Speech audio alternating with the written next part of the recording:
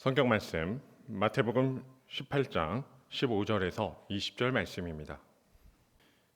내 형제가 죄를 범하거든 가서 너와 그 사람과만 상대하여 권고하라.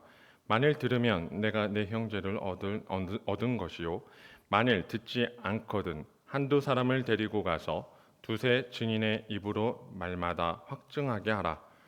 만일 그들의 말도 듣지 않거든 교회의 말하고 교회의 말도 듣지 않거든 이방인과 세리와 같이 여기라. 진실로 너희에게 이르노니 무엇이든지 너희가 땅에서 매면 하늘에서 매일 것이요, 무엇이든지 땅에서 풀면 하늘에서도 풀리리라. 진실로 다시 너희에게 이르노니 너희 중에 두 사람이 땅에서 합심하여 무엇이든지 구하면 하늘에 계신 내 아버지께서 그들을 위하여 이루게 하시리라. 두세 사람이 내 이름으로 모인 곳에는 나도 그들 중에 있느니라.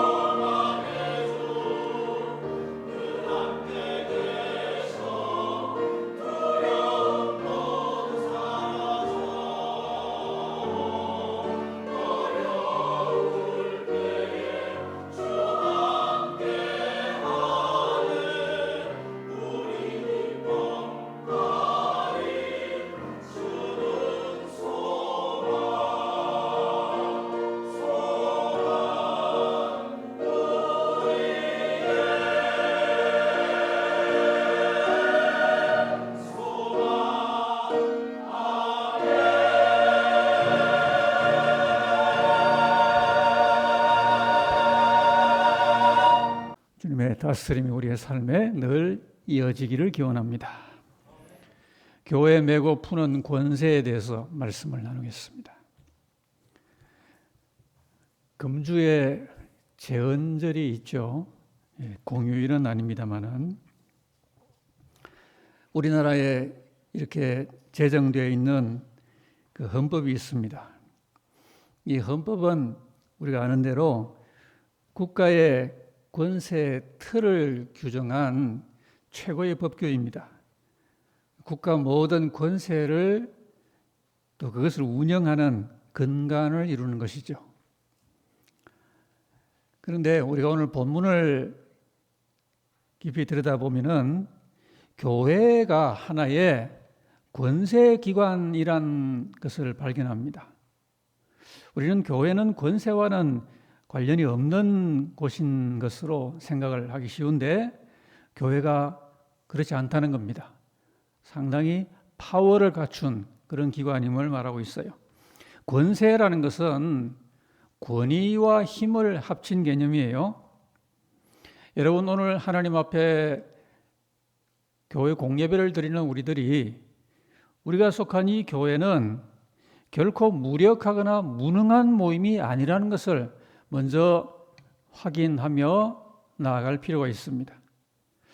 교회론적인 서신이라고 일컫는 에베소서에 교회에 대한 여러 표현이 나오는데 만물을 그리스도의 발 아래 복종하게 하시고 그를 만물 위에 교회의 머리로 삼으셨느니라. 교회는 그의 몸이니 만물 안에서 만물을 충만하게 하시는 이의 충만이라고 했습니다. 매우 놀라운 표현입니다. 이 세상에 이보다 더 진정한 의미에서 권세를 가진 기관이 있겠습니까? 그런데 교회 이 권세는 세상 권세와는 같지가 않습니다. 성격이나 차원이나 차이가 있습니다. 중세 가톨릭 교회가 있었죠. 중세 교회는 교회의 권세와 세속 권세의 그 차이를 오랜 동안에 오용을 했어요. 교회는 이 세상 기관이 갖고 있는 강제력 같은 건 없죠. 근데 그런 강제력은 없더라도 교회는 보다 근원적이며 항구적이며 비가시적인 권세를 가지고 있습니다. 교회 역사를 보면은 하나님 뜻 가운데 교회가 때로 어려움도 겪고 핍박도 당하고 때로는 그 이상의 환난도 당하기도 했지만은 만군의 하나님을 오신 교회와 또 교회에 속한 우리 성도들은 결코 교회가 참 이렇게 약하구나, 무능하구나, 무력하구나 하는 이런 무력감에 빠지면 안 되겠습니다. 사도행전의 초대 교회를 보면은 결코 그렇지 않았습니다. 교회는 은혜 받고 예배드리고 가르침을 받고 기도하며 또 사랑 가운데 세상으로부터도 칭찬을 받았던 그런 예루살렘 교회의 모습이었어요. 근데 말씀을 전하던 사도들이 그 세속 권세자들에게 체포를 당하고 투옥까지 됩니다. 그러나 그때 교회는 그런 상황을 두려워하지 아니하고 모여서 기도를 합니다. 그랬더니 놀라운 일이 일어나요. 천사가 밤에 나타나서 그 세상 권세자가 투옥했던 옥문을 열어버리고 사도들을 끌어냅니다. 그러면서 가서 성전에 서서 이 생명의 말씀을 백성들에게 다 전하라고 하는 이런 강력한 하늘의 권세를 보입니다. 세상 권세가 복음 전파를 가로막으니까 일찍이 주님은 예루살렘으로부터 땅끝까지 복음 전하라고 하셨잖아요. 근데 세상이 가로막으니까 하나님은 천사를 보내어서 이 세상 그 어떤 권세보다 더한 권세를 나타내어 주셨던 것입니다. 여러분, 성경적인 이 교회론을 우리가 살피면은 교회는 권세를 두 레벨로 시행을 하고 있다는 것을 알 수가 있어요. 두 레벨, 두 날개의 모임이라 볼 수가 있는데 하나는 큰 날개의 모임이고 또 하나는 작은 날개 그룹입니다. 큰 날개 그룹이라는 것은 오늘 우리처럼 교회 전체가 회집하는 그런 대그룹의 모임이고, 작은 날개 그룹이라는 것은 보다 적은 인원이 모여서 은혜와 진리와 사랑과 섬김을 나누는 우리 교회 구역 혹은 목장 같은 모임을 뜻합니다. 이미 교회들에서는 이 전체 모임도 있고 각 부서별 모임을 갖고 있지요. 그렇지만은 여기 지금 두 날개의 모임이라는 것은 전체로 모인다, 부서로 모인다는 그런 개념만이 아니라 각 하나의 날개로서 힘과 기능과 동일한 생명력을 갖고 두 그룹으로 교회 안에서 하나님 앞에 활동하는 그런 모임을 가리키고 있습니다. 이 두 그룹에 대하여 나누어 생각을 하면서 우리의 바른 그 이해와 인식과 영적 무장을 하기를 원합니다. 먼저 이 큰 날개 그룹, 이 큰 날개 그룹의 권세에 대해 생각을 합니다. 오늘 본문 앞에서 이 마태가 두 장 앞이에요. 교회의 권세에 대해서 이 말을 했었어요. 마태 16장 18절에 보면은 주님이 베드로에게 이 말씀을 하신 거죠. 내가 이 반석 위에 내 교회를 세우리니 음부의 권세가 이기지 못하리라 그랬습니다. 권세에 대한 주님의 언급이죠. 여기 음부의 권세라고 했는데 이 음부란 말은 하데스라고 하는 단어인데 죽음 혹은 사탄 이런 뜻을 가지고 있는 단어예요. 그래서 이 음부의 이 권세라는 것은 지금도 주님 오시는 그날까지 온 세상을 뒤덮고 장악하고 있는 그런 어둠의 권세를 가리킵니다. 그런데 이런 음부의 권세가 이기지 못하는 지구상의 단 하나의 곳이 바로 교회입니다. 주님이 반석 위에 친히 세우신 주님의 교회입니다. 그래서 교회는 반드시 반석 위에 세워져야 하는 겁니다. 주님이 친히 반석 위에 세우신 교회는 비록 온 세상을 지금 잠정적으로 장악하고 있다 하더라도 그런 하데스의 권세가 이기지 못하는 유일 최강의 권세 기관입니다. 여러분, 교회가 이런 어마어마한 파워를 갖고 있는 영적 권세 기관임을 우리가 알아야 되겠습니다. 그럼 교회가 그런 권세를 갖게 된 근거가 뭔가? 주님은 그 마태 16장에서 베드로에게 굉장한 걸 주셨어요. 뭘 주셨는 거 아니? 하늘나라의 열쇠를 주셨어요. 키를 주셨어요. 그런데 베드로는 반석 위에 세우신 교회를 맡은 사도죠. 그렇기 때문에 주님이 베드로에게 그 열쇠를 주셨다는 것은 하늘나라의 열쇠가 교회에 주어졌다고도 볼 수가 있는 겁니다. 그래서 우리가 이 마태복음을 보면은 주님이 베드로에게 땅에서 내가 무엇이든지 매면은 하늘에서 맬 것이요, 그렇게 말씀을 했는데 그 같은 내용의 말씀을 오늘 본문 18절에 보면은 무엇이든지 너희가 땅에서 매면은 하늘에서 맬 것이요. 그러니까 앞에는 베드로 보고 네가 매면은 하늘에서 매인다 그러셨는데 오늘 18장에서는 너희가 교회 공동체를 가리키는 복수형으로 말씀하셨어요. 그러므로 교회는 이 열쇠의 권세를 가지고 있는 겁니다. 그래서 우리가 참 겉으로 볼 때는 어떤 강제력도 없고 미약한 우리들이 모임 같지만은 이 열쇠의 천국 열쇠의 가치와 효능을 잘 이해하면서 교회 생활을 할 필요가 있는 겁니다. 자, 이 큰 날개 그룹의 교회가 천국 열쇠의 권세를 사용할 수 있는 한 가지 신뢰를 오늘 본문에 말씀을 했어요. 15절 말씀을 보면은 내 형제가 죄를 범하거든, 이런 말씀을 주님이 주시죠. 내 형제가 죄를 범하면 이라는 하나의 가정적인 현실을 주님이 신뢰로 드십니다. 여러분, 어느 나라나 어느 사회나 가장 큰 문제는 그 구성원이 죄를 범할 때 직면하게 됩니다. 인간 세상에 사실은 죄만큼 무서운 게 없어요. 태초에 그 아름다운 낙원에서 오늘 이렇게 온 땅이 문제와 고통의 땅이 된 것은 아담의 단 한 번 명령 불복종 죄 때문이었습니다. 오늘 현대인들은 죄 무서운 줄 몰라요. 그래서 쉽게 범죄합니다. 사람들에게 함부로 하고 남이 잘 안 보면은 어떤 일도 스슴치 않는 이런 일들이 적지 않게 일어납니다. 이로 인하여 나라와 사회와 또 온 지구촌에 점점 어려운 일이 너무 많이 발생하고 있죠.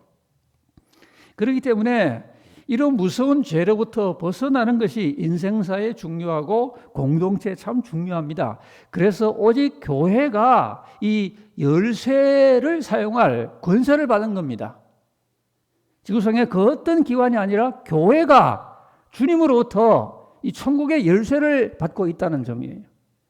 그 사용법을 오늘 한 가지를 주님 말씀했는데 그것은 바로 사람을 권고하는 것이라고 말씀합니다. 내 형제가 죄를 범하거든 권하라 그랬죠? 우리가 남에게 권하는 것은 아주 약한 행동으로 보입니다. 뭐 권하면은 강제력도 없고 명령도 아니고 뭐 들으면 듣고 안 들으면 할 수 없는 뭐 그런 것이죠. 그러나 주님은 이 막강한 권세를 가진 교회가 그 가운데 한 구성원이 죄를 범하면은 권하라는 사실은 매우 강력한 이런 조치를 말씀하신 겁니다. 교회가 이렇게 권하는 이 교회의 권고는 결코 나약한 내용이 아닙니다. 사람에게 죄악의 사슬을 풀어버리고 해방을 얻게 만드는 하늘의 강력한 방식이 교회에 권고하는 이 방식입니다. 사람은 다 자유의지를 가졌어요. 여러분 교회에서는 목사라도 당회라도 옳은 말을 하고서는 안 들으면 할 수 없는 겁니다. 아무 강제력이 없어요. 신앙이라는 그 자체가 자유의지에 근거해서 예배도 드리고 순종도 하고 봉사하고 하는 것이기 때문에 그래서 권하라고 하는 겁니다. 그런데 그 권고를 들으면 그 형제를 얻는 겁니다. 얻는다는 것은 구원받는다는 말이죠. 그런데 만약에 교회의 말도 듣지 않으면은 이방인같이 여기라. 엄청난 영적 권세를 말하고 있는 겁니다. 교회의 나약한 모습같이 보이는 그 권고 또는 설교 말씀, 설교 중에도 하나님의 선포도 있지만 또 우리 모두가 따라야 될 권고도 들어있죠.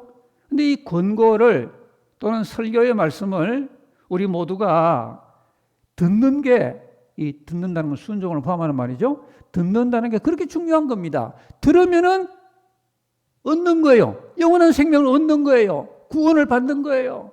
안 들으면은 결국 어떤 절차를 거쳐서 이방인처럼 여겨라. 엄청난 영적인 권세를 그 단면을 주님이 말씀한 겁니다. 교회의 말을 들으면은 그 영혼이 하늘에서 생명끈이 맺어지는 거예요. 교회가 땅에서 이방인같이 여기면은 하늘에서 그 영혼은 그만 풀려버리는 겁니다. 음부의 권세를 이기고 하늘을 움직이는 교회의 막강한 권세를 이렇게 표현을 한 겁니다. 여러분 우리는 이런 겉으로 보는 것보다는 사실은 그 내용이 어마어마하게 알차고 그리고 주님이 보증하시는 그런 내실 있는 파워를 갖고 있는 이 하나님의 교회에서 우리가 힘써 말씀을 듣고요. 또 진리의 말씀을 깨달은 대로 다른 지체에게 잘 권하고 그리고 순복하고 그리고 전도도 하고 이렇게 해서 우리 교회가 가진 이 본연적인 막강한 권세를 사용할 수 있어야 되겠습니다. 주님은 큰 날개 그룹에 이 교회의 대그룹의 그 모임에 이런 권세가 있다. 이 말씀을 먼저 주셨고요. 그리고 이제 또 하나의 날개는 뭐겠죠? 작은 날개 그룹입니다. 작은 날개 그룹에도 권세가 있어요. 우리가 교회의 두 날개 그룹의 권세를 흔히 생각할 때 큰 날개 그룹은 좀 더 많이 모이니까 힘과 권세가 있고, 작은 날개 그룹은 약할 것이라는 선입관을 많이 갖고 있어요. 뭐 몇 명 모이는데 뭔 힘이 있겠는가? 그래서 대회 때만 힘이 있고, 목장 모임으로 몇 명 모이면은 그 별 힘도 없을 것 아니겠는가? 이런 선입관을 갖게 되기 쉬운데, 오늘 본문의 주님의 말씀에 의하면 전혀 그렇지가 않습니다. 땅에서 2-3천 명이 합심하면이라고 말씀하지 않았어요. 2-3 사람이라고 그랬어요. 이 2-3 사람이 가지고 있는 권세를 맛보고 회복하는 것이 교회의 중요한 목표예요. 성도들을 신방할 때 그러지 않습니까? 지난 주간에도 저하고 또 교구 목사님하고 신방받는 그 성도님, 권사님하고 그냥 3명 정도예요. 그런데 그 3명이 그 과정에서 하나님 앞에 간절하게 말씀을 나누고 기도할 때 강한 성령님의 임재를, 그런 임재의 파워를 느끼는 때가 적지 않습니다. 주님은 2-3명의 그 모임을 결코 간과치 아니하시고 결코 약한 모임이라고 판단치 아니하시는 겁니다. 2명, 3명, 2-3명은 2-30명보다 2-300명보다 2-3천명보다 오히려 장점이 있어요. 영과 영이 인격적으로 연결이 잘 되고요. 영혼의 상호 교감이 효과적이고요. 성령님의 영감과 교통도 직접적이어서, 그래서 때로는 그 작은 소그룹의 모임에서 성령 충만이 더 강하고 치유의 역사가 더 강력하고 기도응답이 더 강력하게 경험될 수 있다는 겁니다. 그래서 교회는 큰 날개 그룹으로 우리가 이 너무 대배 중심 그러지 말고요. 구역이나 목장 같은 소그룹 모임이 점점 더 시대적으로 큰 효용을 가지는 생명적인 모임으로 역할을 하게 될 것입니다. 진정한 교회 안에 소그룹을 모르면은 점점 이 시대를 버텨내기 어려워지게 될 겁니다. 여러분, 교회 소그룹을 무시하지 마세요. 빠지지 마세요. 미국의 타임스퀘어 교회라고 하는 유명한 교회 설립한 지금은 작고하신 데이비드 윌커슨 목사님이 1973년에 예언적인 메시지를 남겼습니다. 마지막 때는, 그때가 되면 참된 교회는 다 지하 교회가 될 것이다. 그런 말씀을 예언적으로 남기셨어요.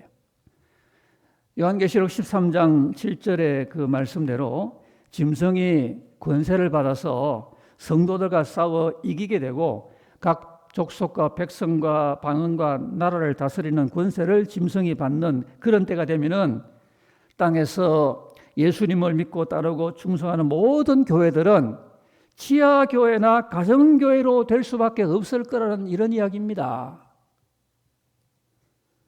그러니 우리가 소그룹 모임에서 얼마나 우리의 영성을 갈고 닦고 그 소그룹 안에서 주 임재를 함께 나누는 이러한 실전력을 훈련하고 갖추는 게 얼마나 중요한지 우리가 다시 한번 자각할 필요가 있겠습니다. 이는 과연 얼마나 교회에서 구역이나 목장이나 주일학교도 하나의 소그룹이 될 수가 있어요. 이런 소그룹의 기름 부음과 권세를 교회와 성도들이 얼마나 이해하고 얼마나 기대하고 믿음으로 얼마나 어떻게 경험할 수 있을 것인가의 문제가 초점입니다. 주님은 이를 위해서 19절 말씀에는 합심을 말씀해요. 그래서 합심이 잘 이루어져야 된다. 교회 전체도 그렇고요, 소그룹도 그렇습니다. 합심이 중요한 관건이에요. 어떤 교회든지 다른 면에 좀 부족하고 교회가 재력이 약하고 그래도 합심이 잘 되는 교회는 부흥 발전합니다. 그래서 주님은 오늘 먼저 합심을 이야기한 거예요. 모인 우리가 참 많이 지혜롭고 똑똑하고 유력하고 모든 면에 갖추고 뭐 그런 거 다 좋지만요, 주님은 그 모든 것 이전에 교회 전체든지 소그룹이든지 모인 성도들의 그 마음들이 합심되어야 한다. 이것이 특별히 이 작은 날개 그룹의 모임에서 기묘한 제1의 관건이라는 겁니다. 분명히 주님 19절에 말씀하셨죠. 주님께서 축복하시는 그 소그룹은 바로 마음을 합심하여, 이게 합심이라는 말은 그 관현악곡이라는 뜻을 가진 심포니라는 영어 단어가 있죠. 예, 이 단어와 그 어근이 같은 그런 단어인데, 예, 일치를 이룬다라는 말이에요. 일치를 이루는 그런 소그룹, 그리고 우리 교회 전체가 되면은 그럼 주님이 하늘복을 내리신다는 거죠. 한편의 관현악곡이 전체의 조화와 일치를 잘 이룬 아름다운 선율로 연주될 때 참 귀하게 음악성이 높게 연주가 되는 것처럼 두세 사람이 겸손해야 되고요. 그리고 서로 사랑하며 그 다음에 열정을 가지면서 이 합심만 잘 되면은 소그룹이 실로 강력한 힘을 경험하게 될 것이라고 말씀하는 겁니다. 합심만 한번 해보세요. 우리가 이제 종강을 이번 상반기를 지나며 맞지만은 목장에서 한번 합심이란 걸 시도해 보세요. 합심을 이루기 위하여 한번 진력해 보세요. 주님의 약속이 담겨 있는 귀한 언약이니까 그렇습니다. 그냥 무엇이든지 구하면이라고 말씀했죠. 합심의 주 목적은 구하는 겁니다. 기도에 있는 겁니다. 그렇기 때문에 구역이나 목장에서 모여서 단지 지식만 나누고 말고 그러지 마시고 강렬한 기도를 드려야 됩니다. 가장 아름다운 것은 몇 명이든지 모여서 마음을 합하여 소리 높여 하나님 앞에 두 손 들고 기도하는, 세상에 그 장면보다 더 강력한 장면이 없어요. 소그룹에서 한번 구해보세요. 부르짖어 보세요. 그것 하려고 모임을 가지는 거예요. 주님 오늘 분명히 말씀해 19절에 무엇이든지 그랬어요. 제목도 안 가리는 거예요. 뭐든지 기도해 보라는 거예요.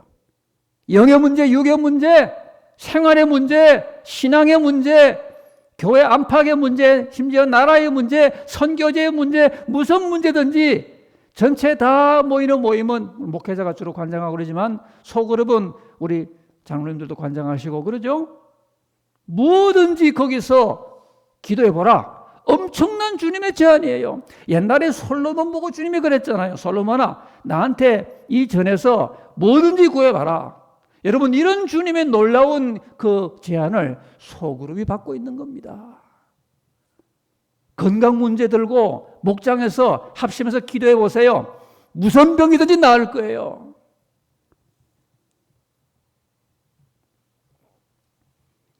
그 다음에 두세 사람이 내 이름으로 라고 20절에 말씀을 했어요.